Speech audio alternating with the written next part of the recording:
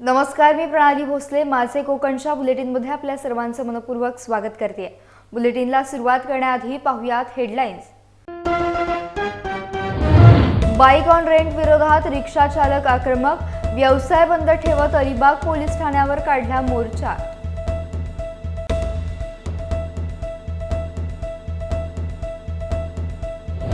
गणेश मूर्ती निर्मितीला व्यवसायाचा दर्जा मिळवून देण्यासाठी प्रयत्न करणार, आमदार जयंत पाटील यांचे प्रतिपादन.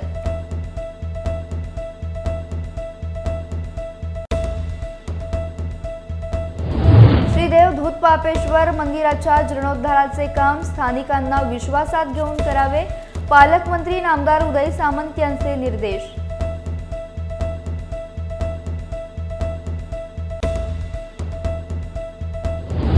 आणि कोकणात सर्वत्र नवरात्र उत्सवाची धूम. नवरात्र उत्सवानिमित्त नवदुर्गांचा सन्मान आणि विविध कार्यक्रमांचे आयोजन.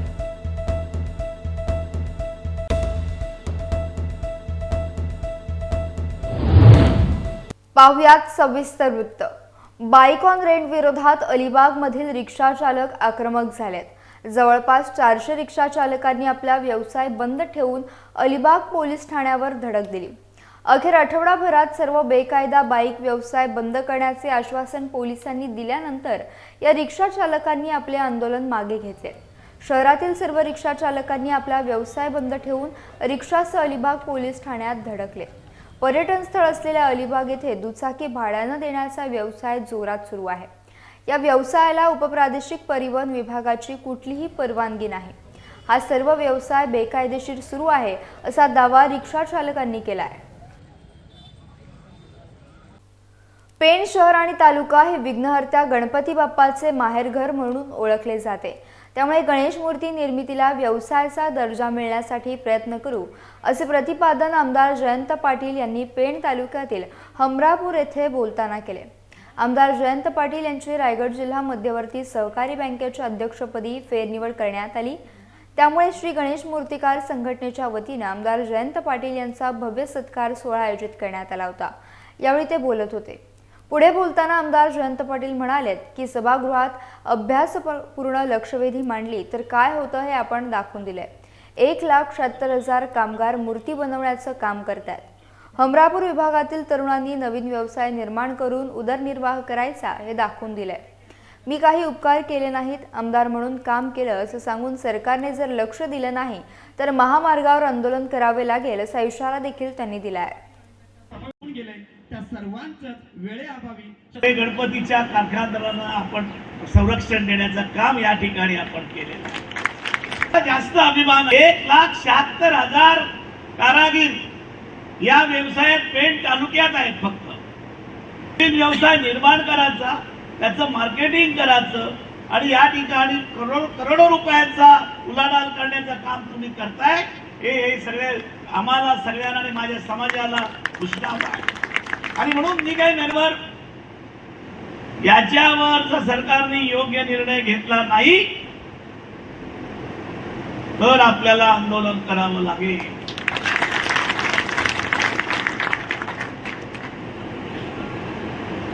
मुंबई गोवा रस्ता आम्ही बंद करू. हमरापूरहून एकही गाडी पुढे जाणार नाही. 1,00,000 व्यावसायिक या ठिकाणी आहे.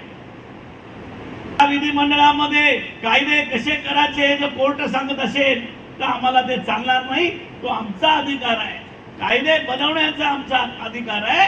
तो जनतेच्या हितासाठी, जनतेच्या रक्षणासाठी तो आम्हाला बनवण्याचा नैतिक अधिकार आम्हाला घटनेने दिलेला आहे. शेवटी जेव्हा आम्ही गेलो त्या माननीय मुख्यमंत्र्यांना पण मी धन्यवाद देईन. मी म्हणून आम्ही एक्सपोर्ट करतोय. काय तुमचं म्हणणं आहे? आपला एक्सपोर्ट 5% आहे, पण आम्ही एक्सपोर्ट करतो. एक्सपोर्ट करताना तुम्ही आम्हाला सवलत देत नाही, काही देत नाही. तुम्हाला कायदा केला पाहिजे. आणि आज तुम्ही जे जाता, मी कधीतरी 6 महिन्यांनी वर्षांनी आहे. आता कोण पक्ष सोडून गेले म्हणून मी रोज यायला लागलो. काय करणार या वयात पण मला यावं लागते. परंतु मतदारसंघ सगळा महाराष्ट्र आहे. विधान परिषदेचा माझा मतदारसंघ सगळा महाराष्ट्र आहे. मी आमदारातून त्या ठिकाणी 25 वर्ष आमदार म्हणून झालो. यावेळेला मी तुमचा माननीय आहे. एमआयडीसी जसं उद्योगांना जागा देते एमआयडीसी उद्योगांना सवलतीने जागा देते, त्याप्रमाणे या ठिकाणी पेण तालुक्यामध्ये आणि हमरापूर भागामध्ये एमआयडीसीनी इंडस्ट्रियल झोन केला पाहिजे आणि सवलतीच्या दरानं या ठिकाणी काम. मी बघतोय लोक महिला वगैरे या ठिकाणी करतात. मी तुम्हाला सांगतो, काम करणाऱ्याला काम आहे, पैसे काही कमी पडणार नाही. मी 5,000 कोटीच्या बँकेचं चेअरमन आहे. मी शून्यातून मी वरती केली.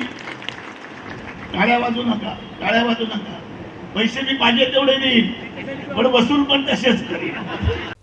समस्त राजापूर वासियांचे आराध्य दैवत असलेल्या धोपेश्वर येथील श्रीदेव धूत पापेश्वर मंदिराच्या जीर्णोद्धाराचं काम स्थानिकांना विश्वासात घेऊनच मार्गी लावावे असे निर्देश राज्याचे उद्योगमंत्री तथा पालकमंत्री नामदार उदय सामंत यांनी प्रशासनाला दिले.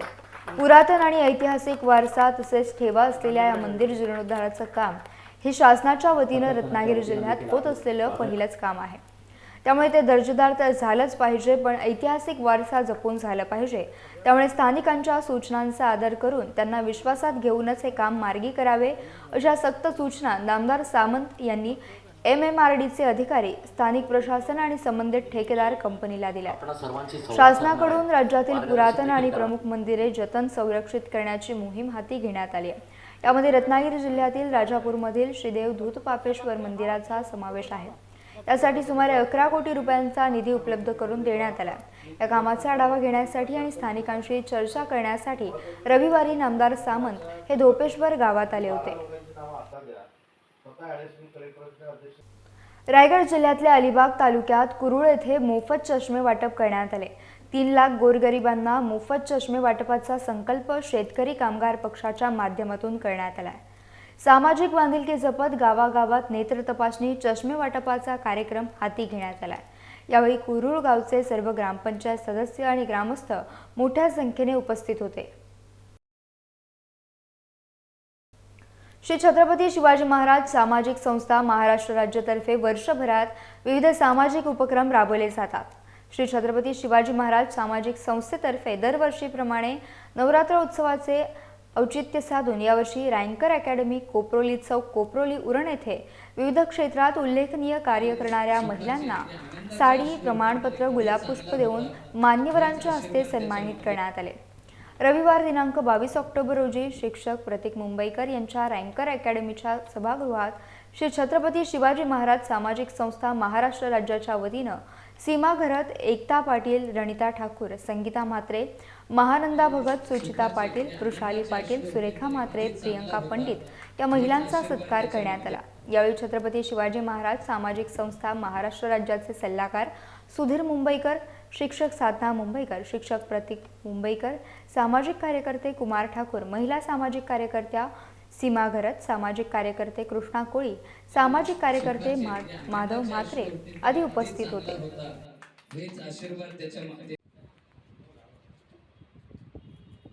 शिवसेना नेते खासदार संजय राऊत यांनी नवी मुंबईतील नवरात्रोत्सव मंडळांना भेटी दिल्या. यावेळी उपस्थित लोकांची गर्दी पाहून त्यांनी आनंद व्यक्त केला. हा फक्त नुसता दांडिया नाही तर संपूर्ण वातावरण शिवसेनेचं आहे आणि भगवमय झालेलं मला दिसतंय असं म्हणत उपस्थितांचे आभार मानले. तर दसरा मेळाव्याची तयारी उत्तम सुरू असून ऐतिहासिक दसरा मेळावा होईल.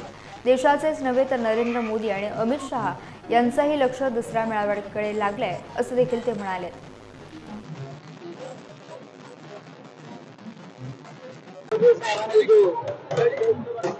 नवरात्र उत्सव दांड्या हा नुसता दांड्या नाहीये, संपूर्ण वातावरण शिवसेनेचं आणि भगवमय झालेलं मला दिसत. नव्या मुंबईतली शिवसेना या निमित्ताने अशी ज्वलंत उसळी मारताना मला दिसत. सर्वत्र उत्साह आहे, भगवं वातावरण आहे, लोक उत्साहात आनंदात आहेत. हीच शिवसेना आहे. तर दसरा मेळावा फक्त 2 दिवस अवघे राहिलेला आहे, कशी तयारी सुरू आहे? तयारी उत्तम सुरू आहे. ऐतिहासिक दसरा मेळावा होईल, शिवतीर्थावर होईल आणि देशाचंच नव्हे तर नरेंद्र मोदी आणि अमित शहा यांचे लक्ष दसरा मेळाव्याकडे लागलेलं आहे. नवरात्र आली की अमित ठाकरे हे मनसे आयोजित नवरात्र मंडळांना भेटी देत असतात. रायगडमधील कळंबोळीमध्ये यावेळी अमित ठाकरे यांनी भेट दिली. कळंबोळीमधील राहुल चव्हाण आयोजित महाराष्ट्र नवनिर्माण सेना कळंबोळी धमाल रास गरबा 2023 नवरात्र उत्सव आयोजित मंडळाला अमित ठाकरे यांनी भेट दिली. दरवर्षीप्रमाणे यंदाही अमित ठाकरे यांनी भेट दिली. यावेळी राहुल चव्हाण यांनी अमित ठाकरे यांचे जंगी स्वागत केले. यावेळी अमित ठाकरेंनी देवीचं दर्शन घेतलं. राहुल चव्हाण आयोजित महाराष्ट्र नवनिर्माण सेना कळंबोळी धमाल रास गरबा 2023 नवरात्र उत्सव मंडळाचे यंदाचे 8वे वर्ष असून नेहमीप्रमाणे विविध उपक्रम राबवले जात आहेत. अष्टमी निमित्त महाप्रसाद भोजन ठेवण्यात आले होते. गरबा रसिकांनी यावेळी रास गरबा खेळत धमाल केली आहे.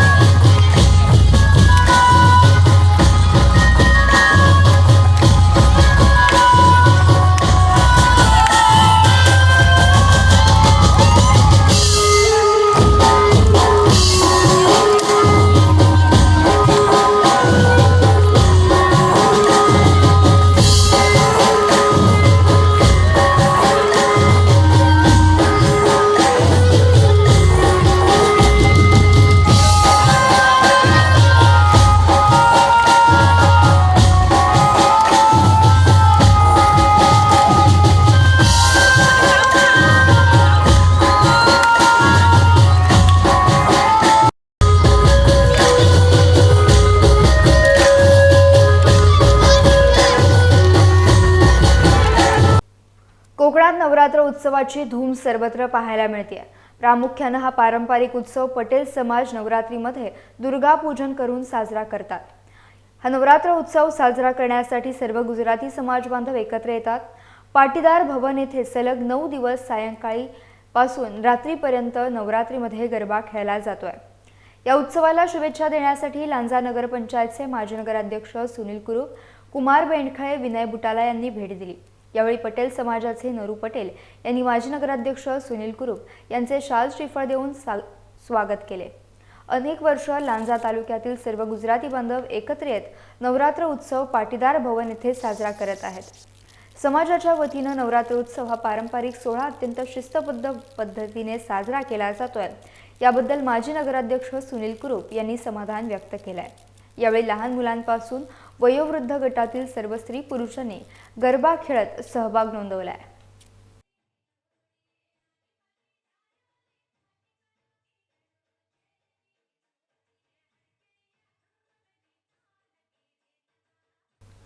हिंदू धर्मातील पवित्र सणांपैकी नवरात्र हा एक महत्त्वाचा सण आहे.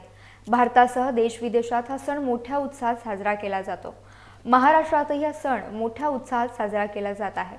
हिंदू धर्माचा, हिंदू संस्कृतीचा प्रचार आणि प्रसार व्हावा, देवदेवतांची पूजा सर्वत्र व्हावी, हिंदुत्वाचा प्रचार आणि प्रसार व्हावा आणि नागरिक कलाकारांना एक उत्तम व्यासपीठ मिळवून देण्याच्या उद्देशानं शिवसेनेचे द्रोणागिरी शाखेचे शाखा प्रमुख जगजीवन भोईर यांनी 2021 साली द्रोणागिरी नोडमध्ये जय अंबे सार्वजनिक नवरात्र उत्सव मंडळाची स्थापना केली. दरवर्षी या मंडळाच्या माध्यमातून विविध सामाजिक, शैक्षणिक, सांस्कृतिक, धार्मिक उपक्रम राबवले जातात. नवरात्र उत्सवाचे मंडळाचे हे 3रे वर्ष आहे. देवकृपा सर्कल मॅजेस्टिक विलाच्या समोर द्रोणागिरी नोड उरणमध्ये शिवसेना द्रोणागिरी शहर शाखा प्रणित जय अंबे सार्वजनिक नवरात्र उत्सव मंडळातर्फे देवीची सुंदर अशी मूर्ती बसवण्यात आली. देवीचे दर्शन घेण्यासाठी तसेच गरब्यासाठी न भूतो न भविष्यती अशी अलोट गर्दी पाहायला मिळते.